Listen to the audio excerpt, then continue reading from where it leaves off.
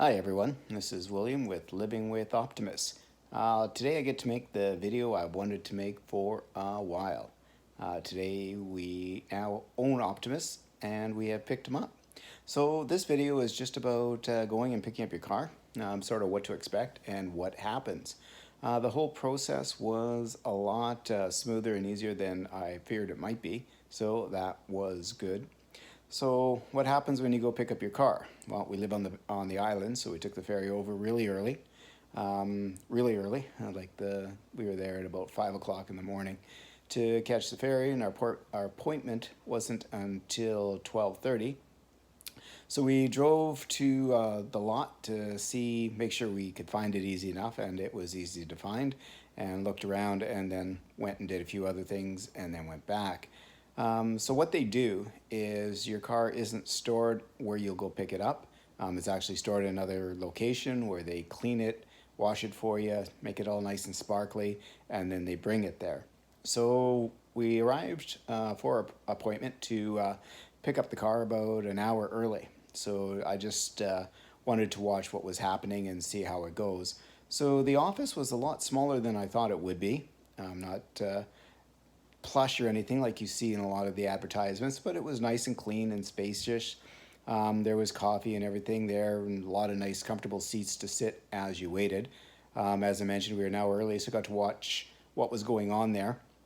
There were 17 Teslas parked in the fenced parking lot when we got there.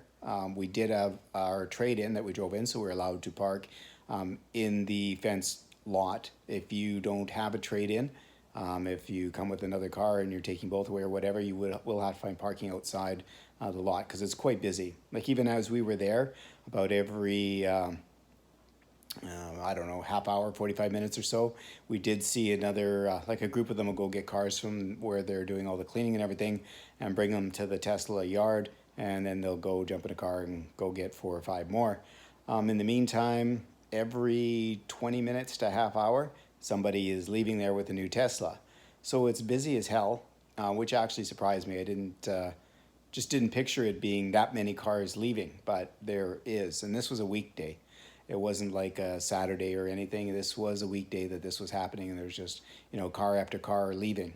So the process, like I said, we got there an hour early, watched all that was happening, and as you walk in, there's a greeter there, and they sort of take your name, make sure that, check into the appointment, and say, okay, have a seat, we'll get to you on your turn. Our appointment was at 12:30, and we're about 10 minutes after. So for how busy it was, I was pretty impressed at how close to the appointment time they were, because there was people just coming and going, and yeah, it was quite. It looked chaotic from the outside, but everything seemed very professional, very quick, very neat. So once our time came up, a fella came out. We went in with them, went over all the paperwork. It took about 20 minutes, so it was pretty quick and easy. Everything was in order. There was like one small discrepancy on the down payment, but considering everything involved with ours, considering there was a trade-in, bank financing, and the whole bit, everything was tickety-boo. Like we just signed and signed and signed and initialed, all the paperwork and stuff, but everything was in order, everything was quick and efficient.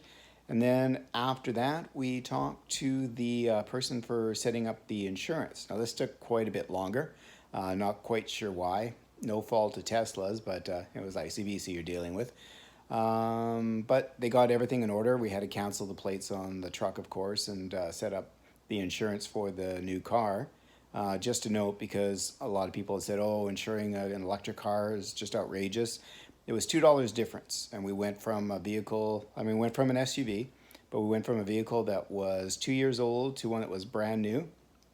Basically, actually, our insurance was a little bit better on the car. We upped a couple of things, and we have roadside and the whole bit. So just a few small things on the Tesla that we didn't have on the initial vehicle. But like I said, it was still only $2 difference. So I found that putting insurance on the car was fine. Very much in the norms of insuring any other vehicle. So after the insurance was all said and done, we went outside.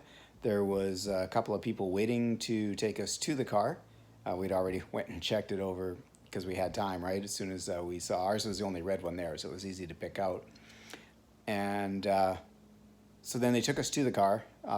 What they do is they put the plate on for you. They're actually doing that while you're sitting talking to the insurance person, just as you're finishing up. They put the plate on for you. In BC, you have to have back and front, so they put it on the front, and you kind of cringe at having that hole in your car, but unfortunately you have no choice here in this province. And then they go over pretty quickly. I felt this part was a little bit rushed. For me, it wasn't really a big deal because aside from putting in how to put in our profile and set up the phone and the key card, everything else basically new. Like I have several friends already that have Teslas. I've ridden in them, and my buddy Ivan, he did me a pretty good go over on the car, on the features and what does what. So I was already fairly comfortable with the car. But considering the amount of people that were picking up their car and had to do this part with, which maybe not, it's not the longest part, but maybe the most involved for one person to do, it did seem a little. So what I suggest is before you go and get your car, one, watch some videos. Just watch some videos on Tesla. I try to post. I can post links if you have any questions. Feel free to ask. But just maybe become fairly comfortable with the basics of the car, and there's a lot to learn. Like your owner's manual is right on your computer, so there's no owner's manual in paper in the car, but you just tap your computer a couple of times and it comes up and it tells you everything you need to know about your car. And they do show you the basics. They show you how to set up the driver profile, which is kind of important, and those things, how to drive it, how to get yourself going, and then you're gone. So it was all really good. It was a great experience. A lot smoother, a lot quicker than I thought it would be. Everybody was extremely friendly. I thought it was a great experience. When you order a car online, I guess you're a little apprehensive because it's a bit different than walking into the dealership. But by the time you get there, all the apprehension is gone because of buying the vehicle. You've already purchased the vehicle, so you're just now picking it up. So it's kind of a really, really happy, exciting experience all in all. And when we looked over the car was great. Paint I couldn't find any defects. I went over it, and it was a bright, sunny day. It was out in the sun, so we got a good look over the car. The paint was immaculate. All the spacing on the door and the trunk and everything was great. Like it just came in great shape. I couldn't say enough good things about it. So our experience was great picking up Optimus. So we now have the car in our possession, which is awesome. Can't wait to gonna go up island here in a couple of days and visit my mom. So put a few miles on it, see what it's like to do a longer trip in it. So I will video that as well. Give you guys a update on how it was. We're gonna have to do some charging because we have to go up mid-island, so we can experience that. Let you know how that was. We did do one charge at just before the ferries at Tsawwassen. There is, I believe it's an 8 supercharger set up there by the Mills Mall. It was great. There was like, I don't know, maybe two or three other cars there. So you just put in, plugged in. It was at about, I think it was at about 280 kilometers. So, and we could only plug 10 minutes in, and it was all charged up. So it was a quick one. It cost like $7 or something. And yeah, we went from, haven't used percentages yet, so we just went from 280 to 80%. I set it up at 80%, I think. So the full on there is 80. So I think it was 365 or something that I charged it up to. So it was quick and easy. Later on we'll do a video on how to charge, but it's simple.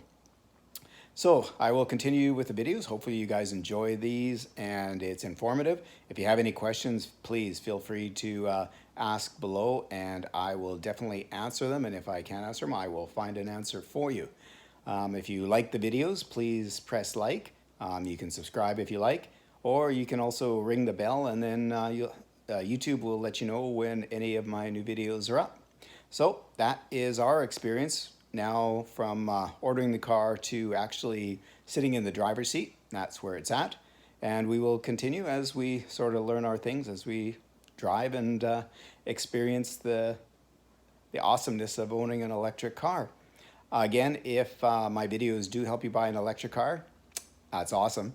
If it helps you buy a Tesla, feel free to use my reference code, which I'll put underneath the video, and it'll get you, well, actually till October 1st, I believe. It'll get you, what is it, 2,000 miles in the States and 3,000 kilometers in Canada. So they basically doubled. Whatever it was before, they've doubled it, but that's till October 1st. After that, we'll be back down to 1,500 kilometers, but still 1,500 kilometers of free charging, which isn't a bad deal for both you and me. So until the next video, enjoy. We'll talk to you later. Bye-bye.